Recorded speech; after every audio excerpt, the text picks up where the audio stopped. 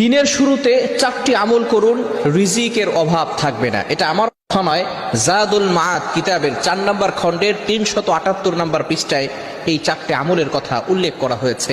বিশেষ করে আমরা অনেকেই বিশেষ করে পেরেশানির ভিতরে থাকি, অনেকেই টেনশনের ভিতরে থাকে, অনেকেই এমন ভাবে দিনকাল পার করছে যে তারা কঠিন বিপদের ভিতরে পড়ে আছে।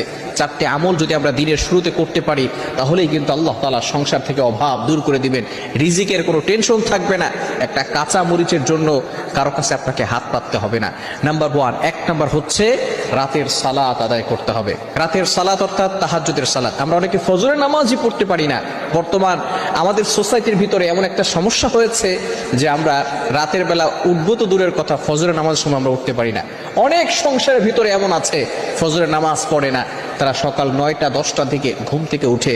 এবার আপনি চিন্তা করেন, ফজরের নামাজ যদি কেউ না পড়ে তাহলে ওই সংসারের ভিতরে কিভাবে বরকত আসবে, কিভাবে ওই সংসারের ভিতরে শান্তি আসবে? এজন্য রাতের সালাত অর্থাৎ তাহাজ্জুদের সময় অবশ্যই আপনি উঠবেন, 2 রাকাত হলেও আপনি নামাজ পড়বেন। মনে রাখবেন, বুখারী শরীফের সহিহ হাদিস, নবীজি সাল্লাল্লাহু আলাইহি ওয়াসাল্লাম জানিয়ে দিয়েছেন, যখন প্রথম রাতের শেষ অংশ চলে আসে তখনই কিন্তু আল্লাহ তাআলা প্রথম আসমানে আসেন এবং বান্দাদেরকে ডাকতে থাকেন, কার কি লাগবে আমি আল্লাহর কাছে চাও। তোমার সম্পদ লাগবে, রিজিকের অভাব, রিজিক নিয়ে টেনশন করছো, আমি আল্লাহর কাছে চাও, আমি আল্লাহ তাআলা সকল টেনশন দূর করে দিব, রিজিক আমি আল্লাহ তাআলা ব্যবস্থা করে দিব। পাখিকে আল্লাহ তাআলা যেভাবে রিজিক দান করেন আল্লাহ তাআলা সেভাবে মানুষকেও রিজিক দান করতে পারেন। এজন্য 1 নাম্বার হচ্ছে রাতের সালাত আদায় করতে হবে। নাম্বার 2, দ্বিতীয় নাম্বার হচ্ছে ফজরের পূর্বে ইস্তেগফার করতে হবে। আমরা ইস্তেগফার করতেই চাই না। আমার মুসলমান বন্ধুগণ, নবীজি সাল্লাল্লাহু আলাইহি ওয়াসাল্লাম প্রতিদিন 100 বার, কিছু কিছু রায়াতে আছে তিনি প্রতিদিন 100 বার ইস্তেগফার করতেন। যেই নবীর সামনে পিছনে আগে পরে কোনো গুনাহ ছিল না, এই নবী যদি 100 বার ইস্তেগফার করতে পারতেন তাহলে আমাদের কতবার করা দরকার? আমরা কত গুনাহ করে থাকি।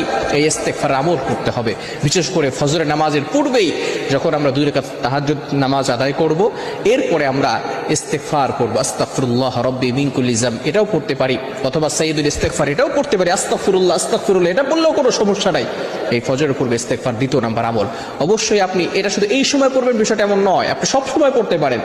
যখনই আপনি ইস্তেগফার আমল করা শুরু করবেন তখনই কিন্তু সকল বিপদ আপদ থেকে আল্লাহ তাআলা আপনাকে হেফাজত করবেন।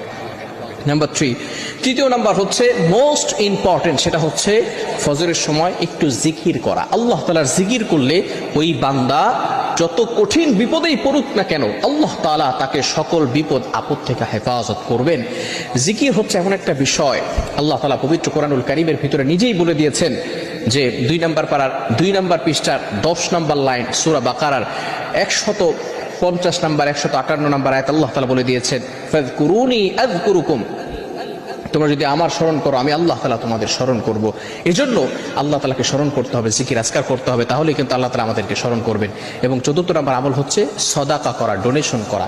আপনি সকালবেলা যে কোনো ব্যবসায়িক প্রতিষ্ঠানে যাচ্ছেন, যেখানেই যাচ্ছেন না কেন, আপনি কিছু টাকা আপনার অ্যাবিলিটি অনুযায়ী কিছু টাকা ডোনেশন করবেন। দান করলে প্রটেক্ট ফ্রম অল অ্যাক্সিডেন্ট, আল্লাহ তাআলা সকল দুর্ঘটনা অ্যাক্সিডেন্ট থেকে বান্দাকে হেফাজত করবেন। এজন্য অবশ্যই আমরা সঠিকভাবে এই 4টে আমল যদি করতে পারি তাহলে সংসারের ভিতরে রিজিকের কোনো অভাব থাকবে না, কারো কাছে রিজিকের জন্য হাত পাততে হবে না। এজন্য আসুন আমরা পরিপূর্ণভাবে আল্লাহ তাআলার কাছে সাহায্য চাই এবং আল্লাহ তাআলার কাছে পরিপূর্ণভাবে এই 4টে আমল করে রিজিকের ব্যবস্থা করে নেই। আল্লাহ তাআলা আমাদের সকলকে বুঝার তৌফিক দান।